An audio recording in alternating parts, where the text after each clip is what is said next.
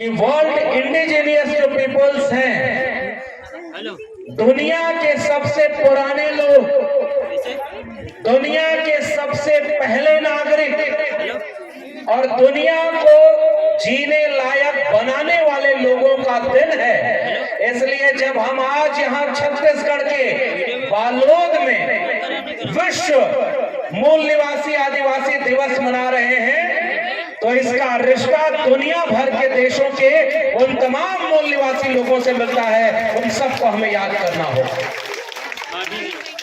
आज का दिन एक तरफ जहां इस बात को याद करने का है कि हम और आप इस दुनिया के पुराने सबसे पुराने लोगों में हैं,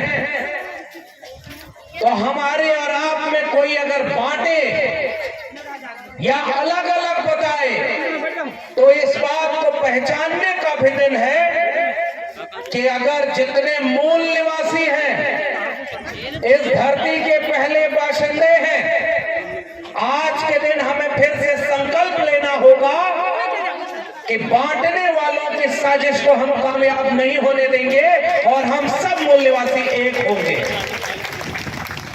आज जब मैं आपके इस कार्यक्रम में आ रहा था तो कितना प्यारा नारा स्वागत में लग रहा था, और वो नारा एक संदेश देता है। वो नारा आप भी जानते होंगे, एक तीर एक कमान। जोर से आप भी इसको दोहराइए, एक तीर एक कमान, एक समान, एक तीर एक कमान, सर्व आदिवासी एक समान, सर्व आदिवासी एक समान। ये नारा अपने आप में बताता है कि हमारा और आपका रिश्ता विचारों का है, संघर्षों का है और सपनों का है। आज जब आपके बीच में हम आए और छत्तीसगढ़ के इस आदिवासी बहुल इलाके में आए, तो हम इस बात को यहां से महसूस करते हैं और आपसे ये हिम्मत और हौसला लेकर के इस बात को आगे बढ़ाएंगे कि अगर हम सब एक हैं, हम सब का संघर्ष एक है, हम सब का सपना एक है और हमारी आबादी भी ज्यादा है, हम आबादी में भी सबसे ज्यादा है, तो हमारी मांगे मांग के रूप में क्यों होनी चाहिए, अधिकार के रूप में क्यों नहीं होनी चाहिए कि अगर हमारी आबादी ज्यादा है तो हमारी हिस्सेदारी भी ज्यादा है। लेकिन अफसोस, आजादी का अमृत काल चल रहा हो और आजादी के अमृत काल में भी इस देश के मूल निवासियों को अभी जिलाध्यक्ष जी जब मांग पढ़ रहे थे तो उस मांग में आप देखें वो अलग से कुछ नहीं मांग रहे हैं। वो ये नहीं कह रहे कि गुजरात में जाकर हमें फैक्ट्री लगाने का अधिकार चाहिए, वो ये भी नहीं कह रहे कि कुछ रेल कारखाने हमारे नाम बेच दो, हम उसको अपने मुनाफे के लिए इस्तेमाल करेंगे। उस मांग में ये भी नहीं है कि हमको इस देश का राजा बना दो। उनकी मांग क्या है? ये जल हमारा, ये जंगल हमारा, ये जमीन हमारी, तो हमारा जल जंगल जमीन पर आखिरी फैसला लेने का अधिकार हमारा क्यों नहीं है? ये मांग हमारी बताइए। अमृत काल के भारत में ये मांग होनी चाहिए थी क्या? देश का अमृत काल तो तब होता जब इस देश के मूल निवासी लोगों को उनका अधिकार मिल जाता। लेकिन आप कल्पना करिए, मांग पत्र में अभी अश्विनी कांगे जी रास्ते में आते हुए हमें ये बातें बता रहे थे कि भाई आज भी इस देश का आदिवासी क्या मांग रहा है। वो कह रहा है कि वन अधिकार कानून को लागू कर दो, वो कह रहा है कि पेसा एक्ट जो बनाया है उसे कायदे से लागू कर दो, और जो ग्राम पंचायत है उसको अधिकार दे दो। आप कल्पना करिए, और गांव के लोगों, आप जरा गौर से ये बात सुनना और मुझे इस बात का जवाब देना। जो जमीन अमीर हो, जो जमीन संसाधनों से बहुत ज्यादा संपन्न हो, उस जमीन पर रहने वाले गरीब हो, तो बताओ इस देश के हुक्मरानों को सोचना चाहिए कि नहीं कि आपकी नीतियां ऐसी क्यों बन गई कि जिस जमीन के नीचे अरबों रुपए की संपत्ति है, उसके ऊपर रह रहा आदिवासी इस देश के हुक्मरानों को नजर नहीं आता है। आखिर क्यों? जमीन आपकी, जंगल आपके, तो क्या आप ये कहते हैं कि जल जंगल जमीन हम किसी को छूने नहीं देंगे? सरकार क्या करती है? बिरसा मुंडा की जयंती मनाएगी, तिलका मांझी सिद्धू कान्हू की जयंती मनाएगी, उनकी बड़ी बड़ी मूर्तियां बनाएगी, और जब आप मूर्तियों पर माला पहनाएंगे तो आपसे उनको कोई खतरा नहीं होगा। लेकिन तिलका मांझी और सिद्धू कान्हू और चाहे बिरसा मुंडा, जयपाल सिंह मुंडा, शहीद वीर नारायण सिंह, तमाम अपने शहीदों की मूर्तियों के सामने जिस दिन आदिवासी खड़ा होकर उनके विचारों की बात करने लगेगा, वो हुक्मरानों को पसंद नहीं आता है। यानी जिसकी मूर्ति आपको पसंद है, उनकी मूर्ति पर माला पहनाएंगे आप भी, उनका विचार पसंद नहीं है आपको। क्योंकि बिरसा मुंडा की मूर्ति के नीचे खड़ा होकर जब ये आदिवासी पूछेगा कि बिरसा मुंडा ने कहा था ये जंगल तुम्हारा, ये जमीन तुम्हारी, ये जल तुम्हारा, तुम इस देश के मूल निवासी हो, और अपने हक अधिकार के लिए जो दिक्कू हैं उनके खिलाफ उलगुलान छेड़ना और अपने हक अधिकार को लेकर रहना, जिस दिन आदिवासी ये वाक्य बोल देता है, उसको इस देश के हुक्मरान चाहे नक्सली या कुछ और कह करके बताओ उनके खिलाफ जंग छेड़ देते हैं कि नहीं छेड़ते? तो बताओ, ये सवाल इतना बुनियादी सा सवाल है। मैं तो दिल्ली से आया हूं, देश के प्रधानमंत्री भी वहां बैठते हैं और बड़े बड़े ताकतवर लोग बैठते हैं। जब विश्व आदिवासी दिवस या आदिवासियों का कोई कार्यक्रम होता है तो क्या करते हैं? बिरसा मुंडा को याद करते हुए कहेंगे कि भगवान बिरसा मुंडा के सपनों को हम पूरा करेंगे। तो उनको पता ही नहीं चलता क्या कि भगवान बिरसा मुंडा का सपना था क्या? क्या भगवान बिरसा मुंडा ने यह सपना देखा था कि जो आदिवासी पहनावा है वही पहनावा पहनाकर कुछ लोगों को दिल्ली बुलाकर उनको वहां पर अपना लोक नृत्य करवाकर फोटो और रील बनवाकर वहां से एक दिन जोहार का नारा दे दो तो आदिवासी खुश हो जाएगा? वो दिल्ली में बैठकर आदिवासियों को कमजोर तो समझते ही हैं, वो नासमझ भी समझते हैं कि हम एक दिन जोहार का नारा लगा देंगे और सारा आदिवासी भूलकर हमारा हो जाएगा। छत्तीसगढ़ के लोगों, जरा आप ये बात बताओ, आपके बीच का पहनावा कोई पहन ले, आपके जोहार का नारा कोई लगा दे और आपके बच्चों का भविष्य बनाने की बजाय उसको बर्बाद करने का फैसला ले ले, तो वो क्या अपना होगा? क्या वो उसका वो एक दिन का तमाशा हमें अभी बच्चों के भविष्य को धोखा देने के लिए है कि नहीं है? अगर आप वाकई बिरसा मुंडा को मानते हो तो मेरा कुछ सवाल है। आपको कहते हो कि विकास को पहुंचाना है। ये नए वाले जब आए थे तो इन्होंने कहा था कि हम विकास लाएंगे। आप लोग पता नहीं मोबाइल में नए जमाने के बच्चे देखते होंगे, तो बिहार में एक आदमी बड़ा वायरल हो गया।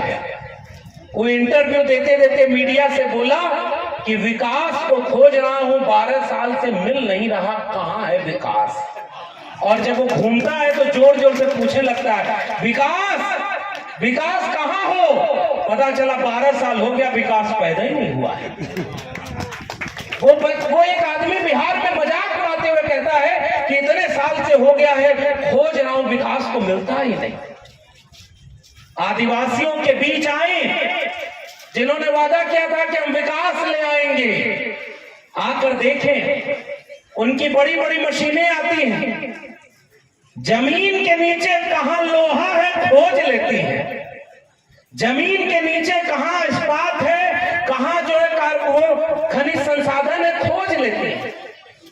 जमीन के नीचे कहां सोना है खोज लेती हैं, लेकिन उसी जमीन के ऊपर जो आदिवासी खड़ा है वो उन्हें नजर ही नहीं आता। बताओ, वो आपको अपना नागरिक बराबर का मानते हैं क्या?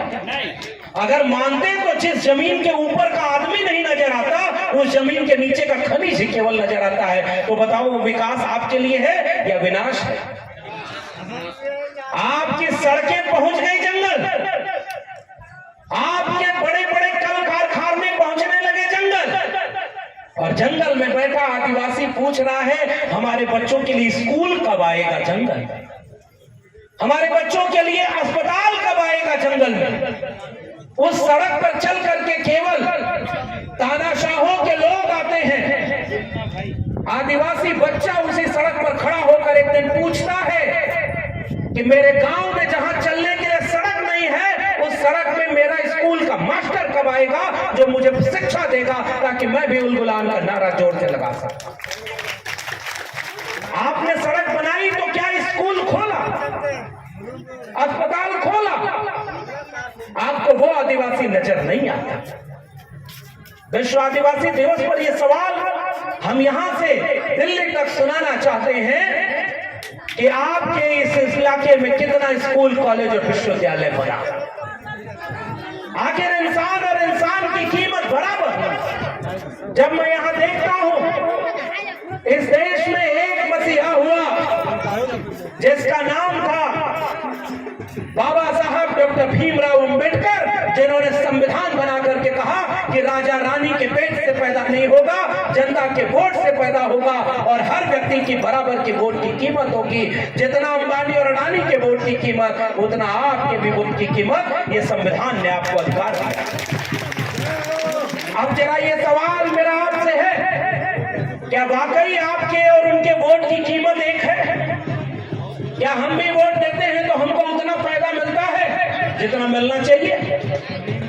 मैं उस संविधान सभा की बहस में जब हमारे पुरखे जयपाल सिंह मुंडा बोल रहे थे तो उनका एक वाक्य मुझे याद आता है इस मंच से। जब वहां बहस चल रही थी कि लोकतंत्र क्या है, तो जयपाल सिंह मुंडा खड़े होकर के कहते हैं हम इस देश के मूल निवासी हैं, आप हमको लोकतंत्र मत सिखाइए, हम लोकतंत्र में जीते हैं। इस देश के मूल निवासियों को लोकतंत्र सिखाने नहीं, उनसे लोकतंत्र सीखने की जरूरत है ताकि हम इस देश को सबका देश बना सके।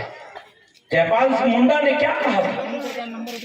मैं आज जब आपके बीच में आया हूं तो मैं भी तो एक सवाल पूछता हूं। आपने कहा ग्राम सभा, वन अधिकार अधिनियम और पेशा एक्ट जब बना तो पेशा एक्ट और वन अधिकार अधिनियम क्या कहता है? अभी हमारे अश्विनी कांगे जी विस्तार से इन्होंने एक किताब भी लिखी है, और किताब लिखकर उन्होंने ये बताया कि जिस धरती पर, जिस जंगल में आदिवासी हजारों साल से रहता है, उसकी परिभाषा तक स्पष्ट नहीं थी कि वो जल जंगल जमीन किसकी।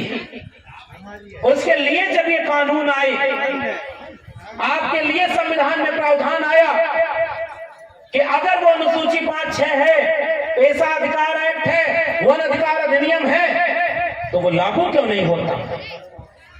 आज जरा आप गांव वालों एक बार जरा पूछ के हमको बताना, आपसे पूछ करके आपके इलाके का कोई बड़ा बड़ा फैसला लिया जाता है क्या? आपसे पूछा जाता है? आपके फैसले क्या वही हैं जो सत्ता में बैठे हुए लोग करते हैं? और इसीलिए जो मांग पत्र रखा है, मैं उसको जब पढ़ रहा था तो मैं बहुत हैरान था। उस मांग पत्र में क्या लिखा है? एक व्यक्ति का जिक्र है जिसके लिए कहा गया कि जंगल का अगर एक पेड़ काटेंगे तब भी कोई आपको पकड़ सकता है। और पता यह चलता है कि कई कई एकड़ जंगल किसी ने काट दिया है, उसमें नाम लिखा हुआ है, देखिए अगर मैं कहूं तो आप समझ जाएंगे, और आश्रम बना लिया। आप ये बताइए कि उसका फैसला कौन करेगा कि वो किस नियम से हुआ है? बताइए, उसका जवाब देना चाहिए कि नहीं देना चाहिए? आप कल्पना करिए कि वो सारे फैसले कौन ले रहा है। मैं जब भी आदिवासी परिवार के बीच में आता हूं तो एक बात मुझे बड़ी शिद्दत से याद आती है। आपके गमछे का रंग भी पीला है, और हम जिस ओबीसी किसान परिवार से आते हैं उस ओबीसी यानी पिछड़े समुदाय किसान परिवारों का भी रंग पीला है। और ये बात हम तब भी कहते थे और आज भी कह रहे हैं, और इस परिसर में बहुत सारे हमारे मूल निवासी परिवार के लोग बैठे हुए हैं। हमारे यहाँ किसान परिवारों में, मैं यूपी का रहने वाला, उत्तर प्रदेश का, शादी विवाह जब होती है तो वहां भी हल्दी में चावल को लपेट करके माथे पर तिलक लगाते हैं, और जब हम आदिवासी परिवार में आते हैं तो वो भी हल्दी में चावल को लपेट कर माथे पर तिलक लगाते हैं। बताओ, हम और आप एक ही परिवार के लोग हुए कि नहीं? वहां भी प्रकृति की पूजा होती है, हमारे यहाँ भी प्रकृति की पूजा होती है। आज जब ये कार्यक्रम हो रहा था तो लोग कह रहे थे कि आज बहुत तेज बारिश हुई इसलिए कम लोग आ पाए हैं। तो हमने कहा, देखो भाई, ये आदिवासी परिवार का कार्यक्रम है, मूल निवासी परिवार का कार्यक्रम है, जिसकी कई पीढ़ियां इसी मौसम से लड़ते और इनसे ही अपना रास्ता बनाते गुजरी हैं। ये मौसम से डरने वाले लोग नहीं है, और हजारों लोग जो यहाँ आप आए हो, ये इस बात का सबूत है कि आपको इस तरह का कोई मौसम से आप परेशान नहीं होते, क्योंकि आप आज केवल उत्सव मनाने नहीं आए। अश्विनी जी ने हमसे बताया कि जब विश्व आदिवासी दिवस मनता था तो बड़ा बड़ा डीजे लग जाता था, उसमें गाने होते थे, उसमें नाच गाने होते थे, और सारा दिन उत्सव में बीत जाता था। तब इन लोगों ने फैसला लिया कि पहले हम जितने हमारे आदिवासी परिवार के माताएं, बहनें, बुजुर्ग और नौजवान आएंगे, पहले एक वैचारिक गोष्ठी होगी, और उस वैचारिक गोष्ठी से हम इनको ये समझाएंगे कि आपके बच्चों का भविष्य कैसे खतरे में है। पहले जागो और अपने हक अधिकार को बचाओ, ताकि आने वाली पीढ़ी भी डीजे पर गाना बजा के नाच सके, कहीं वो गुलाम न पैदा हो जाए। इसलिए वैचारिक कार्यक्रम हो रहा है, और इसलिए हम लोग आपके बीच में आए हैं। और हम अलग से आपके बारे में बहुत सारी बातें नहीं करेंगे, क्योंकि आप अश्विनी जी और आपके जिलाध्यक्ष जी ने वो मांगे की हैं और आपको आके बताएंगे। लेकिन हम आपसे ये कहने आए हैं कि ये लड़ाई बहुत बड़ी है। ये लड़ाई इतनी बड़ी है कि जिस छत्तीसगढ़ में खड़ा हूं मैं, इस छत्तीसगढ़ में मूल निवासी लोगों की आबादी कितनी है? जरा पढ़े लिखे लोगों मुझे जवाब देना, कितने परसेंट मूल निवासी लोग छत्तीसगढ़ में है? जोर से बोलिए, सब मिलाकर 32 तो ऐसे आदिवासी लोग, और मूल निवासी सब मिलाकर के कितने हो जाएंगे? और उसमें ओबीसी और सब मिला दे तब, शेड्यूल कास्ट को भी मिला दे तब कितने हो जाएंगे? लगभग 90%। एक जगह आया तो वहां तो पता चला कि 97% है ना। तो कहाँ है वो? गांव में अभी इंतजार कर रहे हैं कि हमारे यहाँ एक सड़क बन जाए, ताकि कोई बीमार पड़े घर में तो उसको अस्पताल ले जाकर दवाई ले सके। वो गांव में पड़ा हुआ है। उसके बच्चे कितने प्रोफेसर बन गए। मैं दिल्ली विश्वविद्यालय में 14 साल प्रोफेसर रहा। मेरी किताब आई है, भी अश्विनी जी बताएंगे, और यहाँ मिल जाएंगे आपको किताबें। देश में 45 केंद्रीय विश्वविद्यालय, माताओं बहनों आप भी सोच के समझ के देखो, विचार करो। देश में 45 केंद्रीय विश्वविद्यालय सेंट्रल गवर्नमेंट का, 2019 तक उसमें एक भी ओबीसी प्रोफेसर नहीं था, जीरो। प्रधानमंत्री ओबीसी था, लेकिन प्रोफेसर ओबीसी नहीं, एक भी वाइस चांसलर ओबीसी नहीं। और आज जब 2026 में हम यहाँ खड़े हैं तो 45 केंद्रीय विश्वविद्यालयों में एक विश्वविद्यालय ऐसा है जिसमें शेड्यूल ट्राइब यानी आदिवासी वाइस चांसलर है, एक, क्योंकि वो विश्वविद्यालय ही आदिवासियों का है, मजबूरी है। एक शेड्यूल कास्ट के कितने लोग हैं? एक। और ओबीसी का कितना है? एक। और 45 में से 42 कौन है जिसकी आबादी का पता ही नहीं? मैं उसके बारे में ज्यादा नहीं कहूंगा, लेकिन आप समझदार लोग समझ जाओगे। जिसकी आबादी देश में 90%, उसके वाइस चांसलर देश में 9% भी नहीं है। बताओ, ये सबका भारत बना है क्या? यहां से हम एक गंभीर सवाल करना चाहते हैं कि अगर आजादी के 70 साल से ऊपर हो गए, 75 साल से ऊपर हो गए, संविधान लागू हुए 75 साल के ऊपर हो गए, तो इस देश के मूल निवासी को क्या मिला? विश्वविद्यालय में उसके प्रोफेसर नहीं। मैं अगर आंकड़ा बताऊं, अगर 100 प्रोफेसर हैं पूरे देश में, तो कुल मिलाकर के प्रोफेसर की रैंक पर 90% मूल निवासी एससी एसटी ओबीसी के 4% भी प्रोफेसर नहीं। होने कितने चाहिए? 100 में 90, तभी ना सबका भारत बनेगा। मान लो 100 रोटी रखी है और 100 आदमी खाने वाला, क्या वो बराबर का न्याय होगा क्या कि 10 आदमी को 90 रोटी मिले और 90 आदमी को 10 रोटी मिले? क्या ये न्याय है? क्या ये प्राकृतिक न्याय भी है क्या? जितने लोग हैं उतनी रोटी मिलनी चाहिए कि नहीं? तो अगर 100 प्रोफेसर हैं तो 100 में 90 प्रोफेसर मूल निवासी के होने चाहिए थे कि नहीं होने चाहिए? 100 अगर जज हैं कोर्ट में तो 100 में 90 जज इस देश के मूल निवासी एससी एसटी ओबीसी के होने चाहिए थे कि नहीं होने चाहिए? आज तक इस देश में एक भी आदिवासी जज नहीं बना सुप्रीम कोर्ट में, तो बताओ किसका स्वर्ण युग आया और किसको तुम विश्व गुरु बनाने के खा रहे हो सपना? आज तक एक भी नहीं है, एक भी आदिवासी सुप्रीम कोर्ट में नहीं पहुंचा, क्योंकि तुमने वो रास्ता ही नहीं बनाया जिससे छत्तीसगढ़ के, झारखंड के, आंध्र प्रदेश के, राजस्थान के, कर्नाटक के गांव से निकल करके कोई हजारों किलोमीटर दूर जाकर अच्छी पढ़ाई पाए, अच्छी पढ़ाई के बाद अच्छी नौकरी पा करके दिल्ली में देश चलाने के लिए हो। तुमको वो सड़क नहीं बनाने का मौका मिला, तुम्हें केवल खनिज संसाधन लूटने के लिए सड़क बनानी है। बताओ इसका विरोध जरूरी है कि नहीं जरूरी? आपके गांव का एक बच्चा 75 साल में भी यहां से निकलकर दिल्ली नहीं पहुंच पाया, तो बताओ आप सवाल पूछोगे कि नहीं पूछोगे? मैं एक और सवाल आपसे पूछता हूं। ऑक्सफैम की एक रिपोर्ट आई 2023, टीवी देखते हैं आप? टीवी, हालांकि टीवी नहीं देखना चाहिए क्योंकि टीवी वाले आजकल सबसे ज्यादा झूठ फैला रहे हैं। देखा है कि नहीं? दुनिया में विज्ञान इतना आगे बढ़ रहा है, जापान के यहाँ क्या है, बिना ड्राइवर की गाड़ी बनाई जा रही है। उसमें ऐसी मशीन लगा दी कि ड्राइवर की जरूरत नहीं, अपने आप चले। चीन क्या कर रहा है? हाई स्पीड इंटरनेट बना रहा है और अपने हर क्लासरूम को टेक्नोलॉजी से जोड़ दे रहा है कि बच्चे कंप्यूटर पढ़ रहे हैं पैदा होते ही। अमेरिका में एक व्यक्ति है एलन मस्क, वो रॉकेट को उड़ा करके ऐसी टेक्नोलॉजी बनाया है कि वो अपना मिशन पूरा करके रॉकेट वापस वहीं आ जाएगा। और भारत में टीवी पर बैठकर एक आदमी मंत्र फूंक के नारियल को हवा में उड़ा के कह रहा है चमत्कार। तुम कहां ले जा रहे हो इस देश को? आज तुम बताओ कि अभी कुछ दिन पहले आतंकी हमला हुआ इस देश पर। दुनिया में कोई टीवी आपने ऐसा नहीं देखा होगा।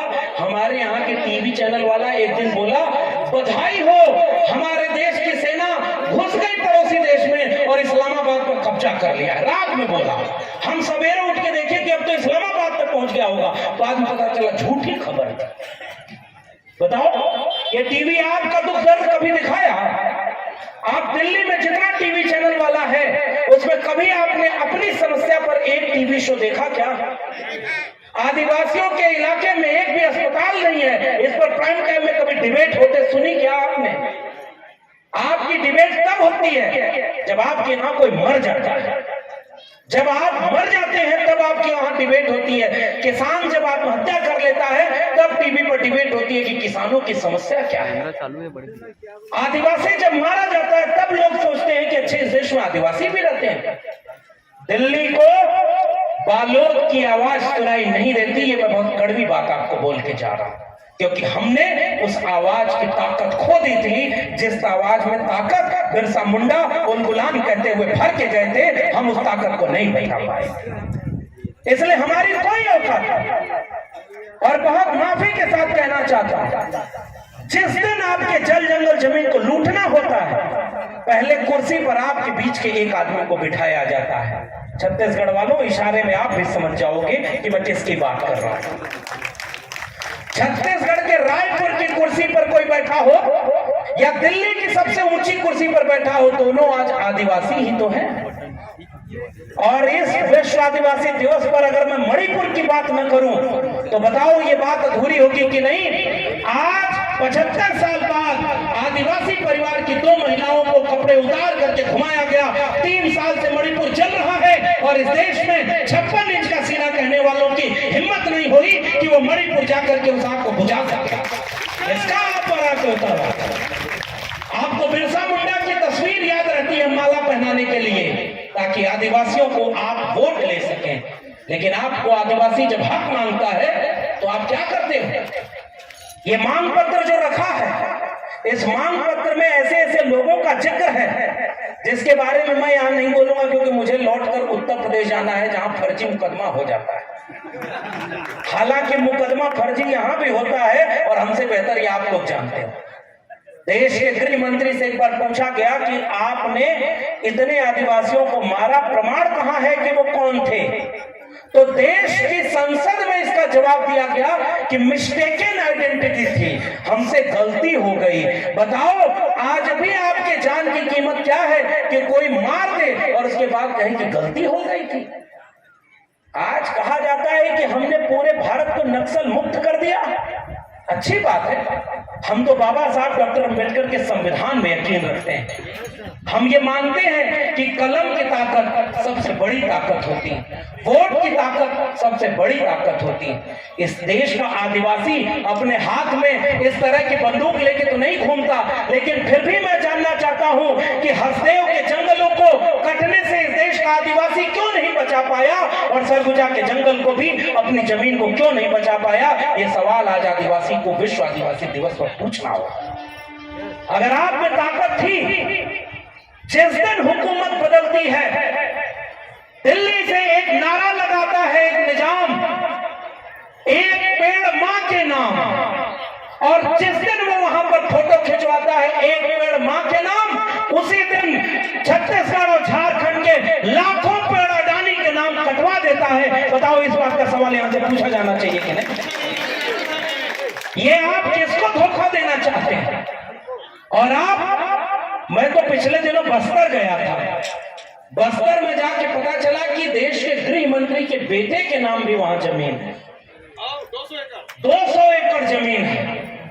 मुझे लगता है कि बीच में जब मुफ्त फ्री होते होंगे आईसीसी में क्रिकेट मैच कराने के बाद, तो पापा जब कहते होंगे तो बेटा आके वहां खेती करते होंगे, क्योंकि वो जमीन तो खेती की जमीन, किसानों की जमीन है। आपको पता ही नहीं चला साहब, वो कहते रहे परिवार वहां, और बताओ अपने बेटा बेटी को कहां भेजा हुआ है सर? आप जहां आप हो वहां उनका बेटा बेटी है क्या? मैं बस्तर जब गया, वहां के आदिवासी लोग जब मिलने आए रात को, उन्होंने कहा साहब हमारी सुनने वाला कोई नहीं है। देश में हुकूमत कहती है कि नक्सल खत्म हो गया, लेकिन पैरामिलिट्री आज भी वहीं खड़ी है। और अश्वनी जी मुझे बता रहे थे कि जहां से वो जा रहे हैं वहां खाना बन रहा है। जिस आदिवासी को पेट में खाना नहीं मिल रहा, उसको हर 10 कदम पर खाना मिल रहा है, ताकि पुलिस निगरानी करे कि कहीं 4 आदिवासी इकट्ठे होकर अपने हक अधिकार का सवाल तो नहीं पूछने लगे। मैं जब आ रहा था यहां तो कुछ खोज कर रहा था कि देश में आज आदिवासी क्या कर रहा है, तो मैं देखा कि मणिपुर का आदिवासी खून के आंसू रो रहा है, क्योंकि उनके यहां आज भी आग लगी है, आग बुझ नहीं पा रही।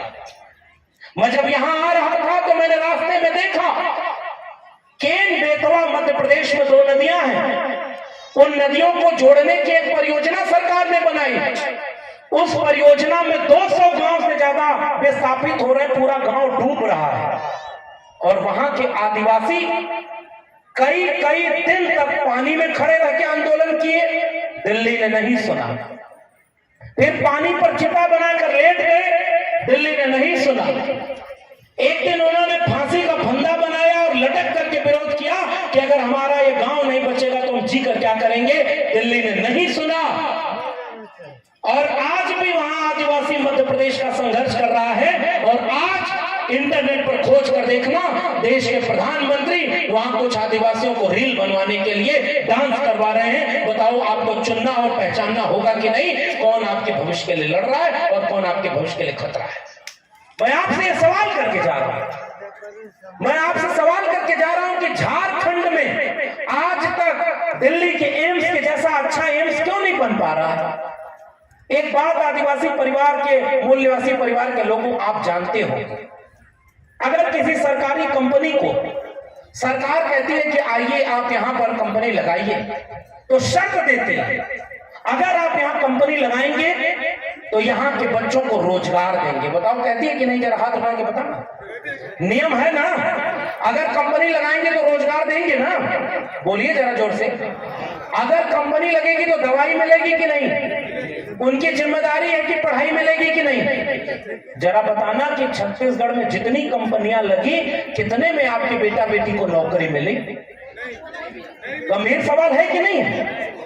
कंपनी लगी यहां, नौकरी किसको मिली? उसमें भी घोटाला हो गया। और नारा लगाने वाले ने नारा लगा दिया था, वो बेच रहे हैं भारत को, खामोश में कैसे हो जाऊं। वो लूट रहे हैं भारत को, खामोश में कैसे रह जाऊं। हाँ, मैंने कसम उठाई है, मैं देश नहीं बिकने दूंगा। सौगंध मुझे इस मिट्टी की, मैं देश। समझ गए ना? आपको एक गांव की कहानी सुनाता हूं। एक तोता पाला था एक आदमी, तो उसका दोस्त जब उसके घर में जाए तो तोता कहता था कि पागल आ गया, पागल आ गया। तो वो परेशान हो गया। फिर एक दिन जा करके बोला कि ये तुम्हारा तोता जब मुझको देखता है तो कहता है पागल आ गया। तो वो आया और उसको समझाया, कहा सुनो, ये मेरा सबसे प्यारा दोस्त है, इसको तुम मत बोलना पागल। तोता कहा ठीक है। अगले दिन दोस्त आया, दोस्त ने तोते को देखा, तोते ने दोस्त को देखा, दोनों चुप रहे। फिर जब वो दोस्त अंदर जाने लगा तो तोता कहा सुनो, समझ तो गई होगी कि कौन आ गया। तो जरा कुछ बात मैं भी आपको इशारे में कह रहा हूं, समझ तो जाओगे ना कि मैं किसकी बात कर रहा हूं। जरा एक बात का जवाब देना कि मैं इस पूरे छत्तीसगढ़ से, यहां से लेकर के बस्तर के संभाग तक देखता हूं। आज आप कहते हो कि बंदूकें जीत गई, अब कोई यहां पर नक्सल नहीं है। मैं उस दिन का इंतजार कर रहा हूं जब ये सरकार दिल्ली में ऐलान करे कि पूरे छत्तीसगढ़ में एक भी आदिवासी अनपढ़ नहीं है। वैसे भारत का सपना लेकर के मैं आपके बीच में आया। आप करो ना, इस भारत को पढ़ाओ, शिक्षा दो, लेकिन उनके घर में शिक्षा देनी होगी आपको। उनके घर में स्कूल बनाओ, उनके घर में अस्पताल बनाओ, उनके घर में आप पढ़ाई, कमाई, दवाई और सिंचाई की बात करो। आपने वो नहीं किया। पिछले दिनों भारत में 100 अरबपतियों की सूची जारी हुई थी। सुनी जी, मैं आपको वो डिटेल भेजूंगा, भेजेगा। 100 अरबपति यानी देश के 100 सबसे बड़े अमीर लोग, और जिन आदिवासियों की आबादी यहाँ 32% है, जिनकी पूरे देश में आबादी तकरीबन 9% पहुंच गई है, उनका एक आदमी भी 100 अरबपतियों में नहीं है। बताओ ये किसका भारत बना है? पैसा है किसके पास? दो भारत बन रहा है, दो। एक भारत लूट रहा है और दूसरा भारत लुटा रहा है।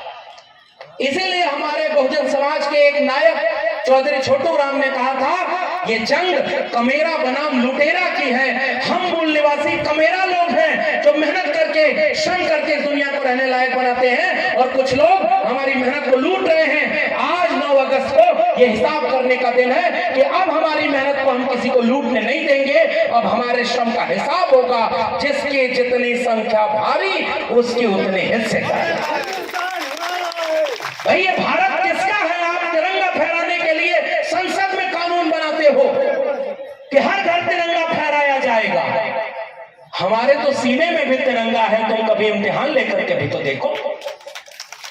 जब वीर नारायण सिंह को जब इसी जगह पर कुर्बानी देनी पड़ी, तो वीर नारायण सिंह हो या तिलका माझी और सिद्धू कानू हो, एक भी मूल निवासी नायक ने किसी भी अंग्रेज के सामने न माफी मांगी और न पेंशन ली थी। हमारे लोग राष्ट्रभक्त थे, राष्ट्रभक्त हैं और राष्ट्रभक्त रहेंगे। इसकी सर्टिफिकेट किसी और को नहीं चाहिए। आप एक नायक बता दो अपने बीच का जो अंग्रेजों से डर गया हो। मध्य प्रदेश में एक जगह है सर, जबलपुर, आप सब जानते हो। वहां 2 राजा पुत्र पिता थे, कुंवर शंकर साहब और रघुनाथ साहब। नहीं डरे, अंग्रेजों ने तोप का गोला बांध करके उनको उड़ा दिया। वहां के लोगों ने उनके अंग को पकड़ एक एक चीज एक जगह इकट्ठी करके तब उनका अंतिम संस्कार किया। वो डर गए होते तो क्या तोप के गोले के सामने उड़ जाते? वो भी चाहते तो सर्टिफिकेट पर माफी मांग लेते कि हमको माफ कर दीजिए, अब आपकी सेना में भर्ती करने के लिए हम भी कैंपेन चलाएंगे और भारत छोड़ो आंदोलन में हम शामिल नहीं होंगे। आज 100 साल पूरा हो गया उन सबों का, और आपकी भी तरफ घूम रहे हैं। छत्तीसगढ़ में सर बिलासपुर और उधर की तरफ जब गया तो वहां के लोगों ने एक वीडियो दिखाया। वहां एक नया नया बाबा घूम रहा था, 1 लोटा जल सभी समस्याओं का हल। सुना क्या आपने? वहां घूम रहा है, 1 लोटा जल सभी समस्याओं का हल।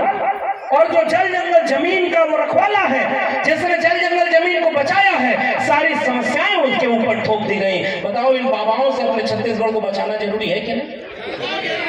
ये फर्जी बाबा आजकल बहुत घूम रहे हैं। और मैं तो यूपी से आया हूं, अयोध्या से। अयोध्या में एक मंदिर बनवाया और मंदिर का चंदा भी लूट लिया। खबर पहुंची कि नहीं? अरे भाई, खबर पहुंची कि नहीं? ये खबर तो टीवी में चल रही है और सरकार ने SIT बनाई है, जांच कर रही है। भगवान के नाम पर जो चंदा आया उसको बीच में कोई लूट गया। अगर भगवान से डरते तो सब चंदा लूटते। और आपके बीच में आकर क्या कहते हैं? प्रकृति को मत पूजो, जिसको हम कहते हैं उसको पूजो। तब आदिवासी कहता है कि हमारा बुढ़ाल पिन्ना हमारा देवता था और देवता है और देवता रहेगा। हम प्रकृति पूजक हैं और प्रकृति हमारी सबसे बड़ी इच्छा। आप किसी को धर्म और राष्ट्र का सर्टिफिकेट मत बांटिए। इस देश के मूल निवासी लोग हजारों साल से जिसकी पूजा करते आ रहे हैं उसको पूजने दीजिए। गलत तो नहीं कह रहा हूं। और आज आपको केवल नफरत के नाम पर इनको उनसे लड़ाने के लिए आप ये काम कर रहे हैं। चूंकि आप सरकार में बैठे हो, इसलिए आपको लगता है कि एक आदिवासी को दूसरे आदिवासी से लड़ा देंगे। अब मैं नाम लेने लगूंगा तो बहुत देर हो जाएगी। आपके यहाँ भी साजिश चल रही है कि नहीं, इस आदिवासी जात को इस आदिवासी से लड़ा दिया जाए। बताओ, गलत तो नहीं? एक आदिवासी को दूसरे आदिवासी से लड़ाने का काम हो रहा है कि नहीं? एक धर्म को दूसरे धर्म से लड़ाने का काम हो रहा है कि नहीं? तो बताओ, सरकार किसके लिए चुनते हैं हम? लड़ाने के लिए नहीं। सरकार चुनते हैं स्कूल बनवाने के लिए, सरकार चुनते हैं अस्पताल बनवाने के लिए, सरकार चुनते हैं हम अपने बच्चों को अच्छी शिक्षा दिलाने के लिए। और तुम्हें हमारे बच्चों की शिक्षा की चिंता नहीं है। तुम चाहते हो कि सब आपस में लड़ते रहें। बताओ यहाँ के मूल निवासियों, आज ये संकल्प लेने का दिन है कि नहीं? कितना भी वो नफरतियों का साजिश होगी, हम मूल निवासी कभी भी एक दूसरे से लड़ेंगे नहीं। हम एक थे, एक हैं और एक रहेंगे। बताओ, ये संकल्प लोगे कि नहीं? इसीलिए जिस नारे से शुरू किया था वहीं खत्म कर रहा हूं। ये नारा इतना पवित्र और इतना प्यारा नारा है, एक तीर एक कमान, एक तीर एक कमान। यही नारा यहां से गांव गांव लेके जाने की जरूरत है। हम बटेंगे। अच्छा सोचो, जिसने बांटा उसी ने नारा दिया कि बटोगे तो। समझ रहे हो ना? जादूगर जब आता है, एक कहानी सुन लो, थोड़ा सा वक्त लेता हूं क्योंकि लोग सुन रहे हैं। पता नहीं आप लोग क्या जादू दिखाने वाला गांव में आता था कि नहीं? हमारी तरफ आता था। एक झोला लिए रहता था और उस झोले में कुछ कुछ सामान लिया रहता था। तो एक दिन क्या किया, वो जब जादू दिखा रहा था तो मिट्टी उठाया, धूल, और हाथ में रखा, 2 बार फूंका, मंत्र फूंक के पैसा बना दिया। बच्चों को कहा ताली बजाओ। बच्चे ताली बजा के खुश कि ये तो मिट्टी से पैसा बना दिया। फिर उसके बाद जब जाने लगा तो वही झोला फैला के कह रहा है कि जितना पैसा जेब में लाए हो सब यहाँ डाल जाना, वरना रात में तुम्हें कोई बुरा खबर आ जाए। और चूंकि वो अपने जादू से इतना माहौल बना चुका होता है कि लोग डरते हैं कि जब ये धूल को, मिट्टी को पैसा बना सकता है तो आदमी को मुर्गा बना देगा। और इस डर में लोग अपने घर से गेहूं ले आकर उसमें डाल देते थे। बाबा माफ करना। हमारे पिताजी ने एक दिन उसका हाथ पकड़ा और कहा, सुनो, जब तुम्हें मिट्टी से पैसा बनाने की कला आती ही है तो इतनी मिट्टी में ले आया हूं, बैठो, पैसा बनाओ, आधा तुम रखना, आधा हम रखेंगे, भीख मांगने की जरूरत। उसी दिन वो जादूगर अपना झोला झक्कर लेकर भाग गया और गांव में दोबारा नहीं। दिल्ली में भी एक आदमी बोला था, हमारा क्या है जी, हम तो फकीर आदमी हैं, झोला लेके चल जाएंगे। बताओ समझ गए कि नहीं समझ गए? अरे भाई आप फकीर हो, लेकिन देश को क्यों बेच रहे हैं आप? अच्छा, आपके गांव में भी पुरानी कहावत है, हमारी तरफ भी लोग कहते हैं, जो अपने बाप दादा की जमीन को बेचे उसे नालायक बेटा कहा जाता है। कहा जाता है कि नहीं? जो बाप दादा ने जमीन बनाई, अगर उसको जोड़कर कुछ बढ़ाए तभी उसे लायक बेटा कहा जाता है। कहा जाता है कि नहीं कहा जाता? 70 साल में इस देश ने जितना बनाया, तुम 70 साल भी नहीं, 17 महीना भी नहीं लगाए और तुम सारा एक एक करके बेच दिया। बताओ, हाथ उठा के बताना गलत करो। रेल बेचा कि नहीं बेचा? जरा जोर से बोलना छत्तीसगढ़ के लोगों, रेल बेचा कि नहीं? बैंक बेचा कि नहीं? LIC बेची कि नहीं? आपकी कंपनी सरकारी बेची कि नहीं? सरकारी विश्वविद्यालय बेचा कि नहीं? सरकारी अस्पताल बेचा कि नहीं? तभी तो कहा था फकीर आदमी झोला लेके चल जाओ। और हमको आपको कहते, बनाया एक नहीं तुमने, बेचा सारा। जिस हवाई जहाज से मैं आया उसके लिए सपना दिखाया था, हवाई चप्पल वाले को हवाई जहाज में उड़ाया। हवाई जहाज उड़ गया, हवाई चप्पल वाला नीचे देखा तो उसका चप्पल भी बिक गया। बताओ ऐसी सरकार आपको चाहिए क्या? सरकार तब ऐसा करती है जब नागरिक को पता ही नहीं होता कि वो क्या कर रहे हैं।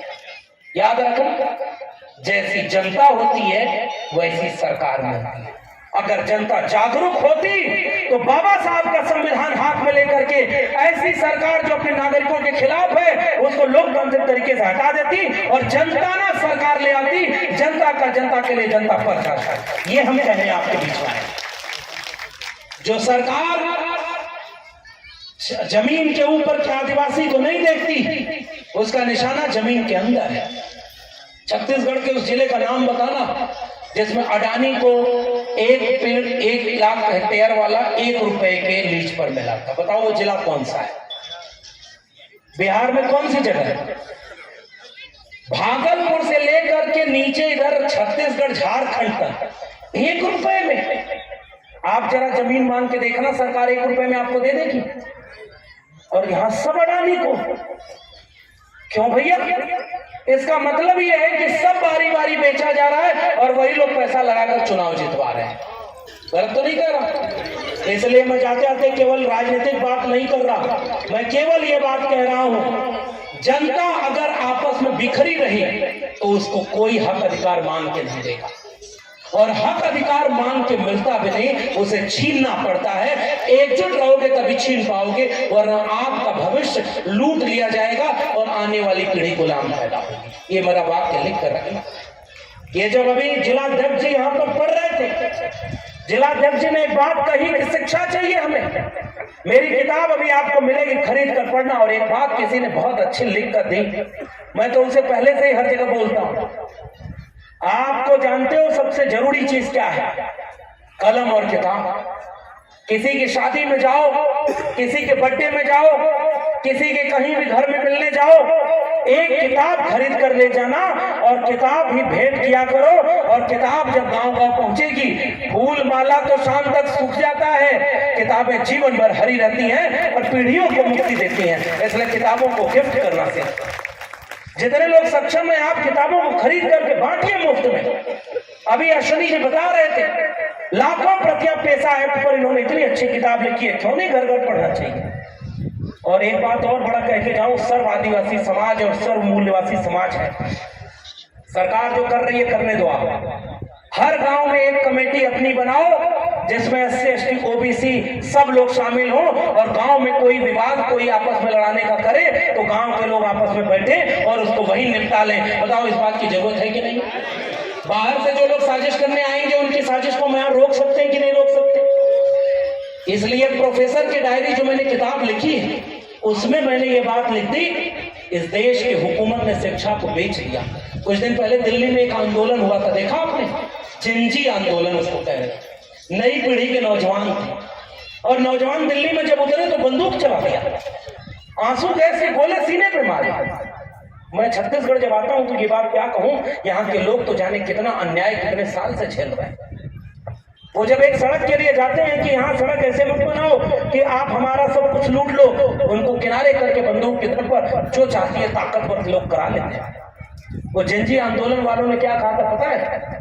तुम्हारा शिक्षा मंत्री नाकाम है, उसका इस्तीफा ले लो, इस देश में शिक्षा बचाओ। बताओ, इतना बड़ा आंदोलन पहली बार 56 इंच वाला झुका कि नहीं झुका? झुका नहीं, और नौजवानों से ही झुका, और शिक्षा के सवाल पर झुका।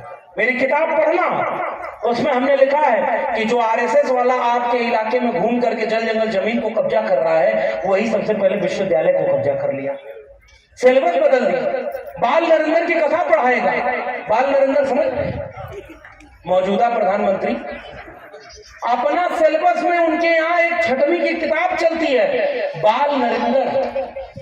जिस समय रेलवे स्टेशन वहां बना ही नहीं, उस समय भी वो वहां चाय बेच चुके थे।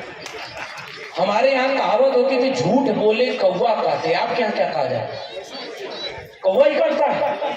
मैं सोचता हूं कि आजकल कौवा दिल्ली में नहीं रहता, वरना इतना झूठ बोल दिया जाता है। मेरी डिग्री इंटायर पॉलिटिकल साइंस की, और मैं उसी विश्वविद्यालय में प्रोफेसर था। पढ़िएगा, वो प्रोफेसर की डायरी मैंने किताब लिखी, डिग्री भी फर्जी, बात भी फर्जी, और 6वीं के बच्चे को बाल नरेंद्र की कहानी सुना रहे। तो दिल्ली वाले लड़कों ने नारा लगाया, 56 इंच का छोटा बंदा बाल नरेंद्र, बाल नरेंद्र। और इतना डर गए कि सेल्फी बना रहे। नौजवान देखे होंगे सेल्फी। हाय फ्रेंड्स, मैं आपसे कुछ बात करने आया, क्योंकि उन्होंने इतना अपमान किया उनका, और उनको नहीं समझ आ रहा था उन्होंने इस देश के लोगों को कितना अपमान किया। उनके लोग दिन रात गालियां देते हैं फेसबुक और ट्विटर पे। ये जितने नौजवान है जानते हो, वो लोग एक दूसरे को लड़ाते हैं। बताओ, ये लड़ने की संस्कृति हमारी रही है क्या? अरे आपकी तो कुर्सी है, आप आज नहीं कल चले जाओगे। इस देश को आप इतना बर्बाद करके जा रहे हो कि आप सरकार से भी चले जाओ तो गांव के लोग आपस में लड़ते रहे। ये भारत आप देकर जा रहे हैं। एक जात को दूसरे जात से लड़ाना, एक धर्म को दूसरे धर्म से लड़ाना, एक व्यक्ति को दूसरे व्यक्ति से लड़ाना। इस लड़ाने वालों को अगर आप समय रहते यहाँ से नहीं निकाल पाए, तो फिर आने वाली पीढ़ियां आप जब आपसे पूछेंगी कि जब ये सब हो रहा था तो तुम क्या कर रहे थे, तब आप क्या कहेंगे कि डीजे बनाकर 9 अगस्त को हम नाच रहे थे? नहीं साहब, आपको कहना होगा कि आंख में आंख डाल करके उस हुकूमत से लड़ रहे थे और अपने बच्चों का जल जंगल जमीन और शिक्षा रोजगार बचा रहे थे। इसी बात को कहने में आपके बीच में। और आखिरी बात, अभी मैं अश्विनी जी की याद आ गई, मैं जोड़ देता हूं। जनगणना होने वाली है, मेरी दूसरी किताब जाति जनगणना पर है, और मैंने जब देखा कि जनगणना में आदिवासी के लिए नाम ही नहीं हुआ करता था, उनको कुछ भी कहा जाता था, जंगलवासी, वनवासी, उनके लिए नाम ही नहीं था। और जब उनका नाम 1931 की जनगणना तक कायदे से आया, तब इस देश को पता चला कि 7.5% आदिवासी। अश्विनी जी ने एक कहानी सुनाई कि ये जब एक कार्यक्रम में बस्तर की तरफ गए तो कुछ लोग आके बोले कि साहब हम लोग तो जिंदा हैं ही नहीं। क्यों साहब? क्योंकि हमारी तो गिनती नहीं होती। क्या आप लोग को भी ये कथा पता है? आप लोगों के आसपास इसी छत्तीसगढ़ में उनकी गिनती नहीं होती। क्यों नहीं होती साहब? क्योंकि हमारे लोग अलग अलग पहचान बना करके सरकार कहती है कि हम आपको गिनेंगे ही नहीं। मेरी दूसरी किताब जाति जनगणना इसी बात पर है, और आई है यहाँ पर, आप खोज के खरीद करके पढ़ना। जो पीढ़ी अपना इतिहास नहीं जानती उसका वर्तमान तो बर्बाद होता ही है, उसका भविष्य गुलामी में जाता है। ये बात याद रखना। अगर आप अपना इतिहास नहीं पढ़ोगे किताबें खरीद करके, तो आप फिर भविष्य की लड़ाई को नहीं लड़ पाओगे। इसलिए जब भी जनगणना हो और जनगणना हो तो अपनी आबादी और अपनी पहचान के लिए सजग रहना। ये बात मैं आपसे कह के जा रहा हूं। और अगर आपकी गिनती कम हुई, क्योंकि आपको तो बांटा जाएगा, आपको बांट के कमजोर किया जाएगा, और इसीलिए जल जंगल जमीन बचाना हमारी जिम्मेदारी है। और आकर मैं जाते आते मैं जब आपके बीच में आया तो मुझे उलगुलान की वो मशाल याद आ रही थी। झारखंड के धरती से सीधू कान्हू तिलका मांझी बिरसा मुंडा हो, या आपकी धरती पर शहीद वीर नारायण सिंह हो, या और इधर दक्षिण की तरफ चले जाओ, आप इधर पश्चिम की तरफ चले जाओ, जिस जमीन के आप राजा थे वहां आपको प्रजा बनाकर गुलाम कर दिया गया। कुंवर शंकर शाह और रघुनाथ शाह राजा थे। भीलवाड़ा राजाओं का राज था, भीलों का पूरा प्रदेश था, गोंडवाना पूरा उनका प्रदेश था, माता दुर्गावती वहां की रानी थी। और आज जो राजा थे वो भीख मांग रहे हैं कि हमारा पैसा एक दे दो, हमारा जो है कानून दे दो। ये देखिए ये किताब है, मैं इस किताब को आपको जरूर कहूंगा, ये किताब हमारे अश्विनी जी ने रखी है। जो पढ़ सकता है वो पढ़े और जो नहीं पढ़ सकता है ले जाकर इस किताब को देकर कहना बैठो और इस किताब को पढ़कर सुनाओ, ताकि वैचारिक क्रांति को इस किताब के जरिए अधिकार तक पहुंचाना हमारे। ये किताब आपको यहाँ मिलेगी और इन्होंने दिखा दिया। ये मेरी किताब है प्रोफेसर की डायरी और ये जाति जंगल। हमारे एक मित्र हैं डॉक्टर जितेंद्र मीणा, उन्होंने भी 2 किताबें लिखी हैं, राष्ट्र निर्माण में आदिवासी और अभी उनकी किताब आई है संविधान सभा में आदिवासी। आप मंगा करके इन किताबों को पढ़ना, अगर आप पढ़ोगे नहीं तो आप अपने भविष्य को लड़ाई को नहीं लड़ पाओगे, ये बात याद रखना। और जाते आते आपसे गुजारिश, अंधविश्वास और पाखंड से दूर रहना। आज तक भारत में कोई लोटा ऐसा जल का नहीं है जिसमें कोई आपकी समस्या का हल है। आपकी समस्या का हल बाबा साहब के संविधान में है, आपकी समस्या का हल कलम और किताब में है, आपकी समस्या का हल आपकी एकजुटता में है। इसलिए बांटने वालों से सजग रहना और एक होकर के रहना, और जो लोग आपको आपस में लड़ाने आए उसको पहचान है। इसी बात को कह करके मैं आपसे विदा लूंगा और ये कहते हुए विश्व आदिवासी दिवस की बधाई देते हुए, ये आखिरी पीढ़ी है साहब। जाते जाते मैं एक इशारा करके जा रहा हूं, जंगल में जब चुनाव हुआ तो कुल्हाड़ी किस नाम पर वोट मांग रही थी पता है? कुल्हाड़ी जंगल की लकड़ियों से कह रही थी कि हमको वोट दे दो, क्योंकि कुल्हाड़ी में जो लकड़ी लगी है वो भी तुम्हारे जंगल की है। अगर जंगल की लकड़ियों ने कुल्हाड़ी को वोट दिया तो जंगल को कटने से कोई बचा सकता है क्या? समझदार को इशारा काफी। आपके बीच के कुछ लोगों को मुख्यमंत्री, राष्ट्रपति, प्रधान और बहुत बड़े बड़े पदों पर बैठाया जाएगा और आपके हक अधिकार को लूटा जाएगा। बताओ, जागरूक होने की जरूरत है कि नहीं? और अगर जनता जागरूक नहीं है तो जो कुर्सी पर बैठा है वो तो करोड़ों रुपए में खेल रहा है साहब, वो तो सौदा करेगा ही। तो बताओ, अपना दोस्त और दुश्मन जो नहीं पहचान पाता वो बचेगा क्या साजिशों से? इसलिए लाभ कोई बांटने वाला आए, एक रहना, एक मुट्ठी बांध करके रहना, सारे मूल निवासी लोग एक रहना, भूखे रहना, प्यासे रहना, एक रोटी कम खाना, लेकिन अपने बेटा और बेटी को शिक्षा जरूर दिलाना, उनको स्कूल जरूर भेजना। ये मैं निवेदन आपसे करके जा रहा हूँ। और जितने लोग बांटने वाले आ रहे हैं उनके साजिश को पहचानना, और आखिरी पीढ़ी हो आप जो इस लड़ाई को लड़ सकते हो और रोक सकते हो। अगर ये जल जंगल जमीन को हम नहीं बचा पाए, अगर हम सरकारी स्कूल, सरकारी अस्पताल को नहीं बचा पाए, सरकारी नौकरी को नहीं बचा पाए, तो आने वाली पीढ़ियां हमसे पूछेंगी कि जब ये बर्बाद किया जा रहा था तब तुम क्या कर रहे थे? पढ़ना प्रोफेसर की डायरी। मैं तो कहूंगा, मैं प्रोफेसर था और नौकरी कुर्बान करके मैं गांव गांव घूम करके लोगों से कह रहा था कि मैं डरूंगा नहीं, अपने आने वाली पीढ़ियों के भविष्य को बचाने के लिए लड़ूंगा। जंगल में आग लगी और जाते आते यही बात खत्म कर रहा हूं, याद रखना छोटी छोटी कोशिशें कितनी बड़ी होती हैं। जिलाध्यक्ष जी, आप गांव गांव जाना, आप ऐसे ही छोटी छोटी गोष्ठी करना, और जो बात यहाँ कही गई है उसके लिए टीम तैयार करना। जो बात आज कही जा रही है वो हर दिन गांव में कहने के लिए आप प्रभात फेरी बनाओ, टोली बनाओ और गांव गांव चल के एक एक आदमी को जोड़ो, तब इस कार्यक्रम का कोई मतलब निकलेगा। वरना हम लोग तो भाषण देकर चले जाएंगे साहब, लेकिन अगर हम अपने इन बर्बादियों को रोक नहीं पाएंगे तो आने वाली पीढ़ी जब पूछेगी तुम कर क्या रहे थे, तब जवाब क्या देंगे? वो पूछेगी कि संविधान को खोखला करने के लिए वोट की डकैती हो रही थी। पूरा देश चिल्ला रहा है कि वोट की चोरी हो रही है, आप रोक पा रहे हैं क्या? पूरा देश चिल्ला रहा है कि जल जंगल जमीन की चोरी हो रही है, आप रोक पा रहे हैं क्या? अब तो चढ़ावा भी चोरी हो जा रहा है, कोई रोक पा रहा है क्या? पता नहीं हम सबों को नींद कैसे आती है। हमारे यहाँ एक गाना बन गया, पूछते हैं राम हनुमत बता दीजिए, किसने चढ़ावा चुराया पता कीजिए। ऐसा हाल। और कोई ऐसी पार्टी होती है क्या? अपने राष्ट्रीय पार्टी हनुमान जी को वहां कपड़ा पहना करके भाजपा का झंडा लगवाया था, करा था कि नहीं करा? भगवान को ऐसे नचा। मैं किसी पार्टी को नहीं कुछ कहना चाह रहा हूं, लेकिन मैं कह रहा हूं कि जो राम का नहीं वो किसी काम का नहीं। तो जो चढ़ावा चुरा लेंगे वो किसी से डरेगा क्या? ये तो मैं बात कह रहा हूं। इसलिए आप अगर सोचो जो उनसे नहीं डर रहा है वो आपसे क्या डरेगा क्या? लेकिन आपको बाबा साहब का संविधान हाथ में लेकर कहना है मेरे बच्चों की शिक्षा मुझे चाहिए, मेरे बच्चों का रोजगार मुझे चाहिए। इस देश की संपत्ति में 90% अगर हम हैं तो 90% हिस्सेदारी हमारी चाहिए। इस देश में सुप्रीम कोर्ट में जज, यूनिवर्सिटी में प्रोफेसर, डॉक्टर, इंजीनियर, वकील हमारे भी 90% के लोग होने चाहिए। बताओ यही लड़ाई ना हमारी है। हमारी लड़ाई किसी के खिलाफ नहीं है, हमारी लड़ाई किसी धर्म, किसी जाति के खिलाफ नहीं है। हमारी लड़ाई जाति जनगणना कराकर जिसको जितना हिस्सा है उसको इतना हिस्सा दिलाने की लड़ाई है। यही बात मैं आपसे कहने आया। जंगल में आग लगी और एक कवि ने कविता लिखी, आग लगी इस वृक्ष को जलने लागे पात, उड़ते क्यों नहीं पक्षियों जब पंख तुम्हारे पास। समझ रहे ना, एक पेड़ पर आग लग गई और कुछ चिड़िया, बाकी सब उड़ गई लेकिन कुछ चिड़िया वहां रुकी रह गए, कुछ चिड़िया वहां रुकी रह गए।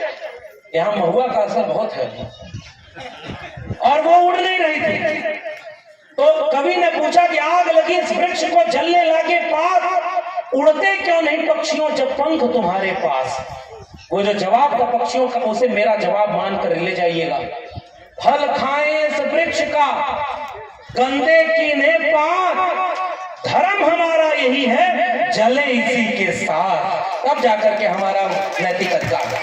जिस जंगल जमीन का हमने फायदा लिया, बाबा साहब डॉक्टर भीमराव अंबेडकर के संविधान का फायदा लिया, हमारे पुरखों की कुर्बानी का हमने फायदा लिया, और जब उसे बचाने की जरूरत है तो हम लोग अगर लड़ाई नहीं लड़ पाएंगे तो बताओ आने वाली पीढ़ियों की नजर में हम दोषी कहलाएंगे कि नहीं कहलाएंगे। इसलिए जंगल में उस आग को एक चिड़िया अपनी चोंच के एक बूंद पानी से बुझा रही थी, बाकी चिड़िया हंस रही थी। इतनी बड़ी सरकार, इतनी बड़ी बंदूक, इतना बड़ा ताकत, तुम्हारी चोंच के बूंद पानी से ये आग बुझेगी। आपके इस गमछे को सर पर लगा कर ले जाऊंगा, आपके इस प्रतीक को अपने माथे पर लेके जाऊंगा कि जब भी कमजोर पड़ूं तो आपका दिया सम्मान और हल्दी में लिपटा चावल मेरी हिम्मत बन करके खड़ा हो और जालिम तानाशाहों के सामने निडर होकर के संविधान की लड़ाई को आगे ले जाऊं। इसी बात के साथ कि उस चिड़िया ने कहा कि मैं जानती हूं कि मेरे चोंच के एक बूंद पानी से जंगल की आग नहीं बुझेगी, लेकिन जब इस आग का इतिहास लिखा जाएगा तो मेरा नाम आग लगाने वालों में नहीं, आग बुझाने वालों में शामिल होगा। इसी बात को मैं आपसे कह के जा रहा हूं। अपने बच्चों की शिक्षा को बचाना, अपने बच्चों के स्कूल कॉलेज विश्वविद्यालय बचाना, अपने जल जंगल जमीन को बचाना हमारी जिम्मेदारी है। हम नहीं बचा पाए तो आने वाली पीढ़ियां माफ नहीं करेंगे। इसी उम्मीद के साथ जय भीम, जय मंडल, उल गुलाम जिंदाबाद, संविधान जिंदाबाद, सेवा जोहार, सेवा जोहार।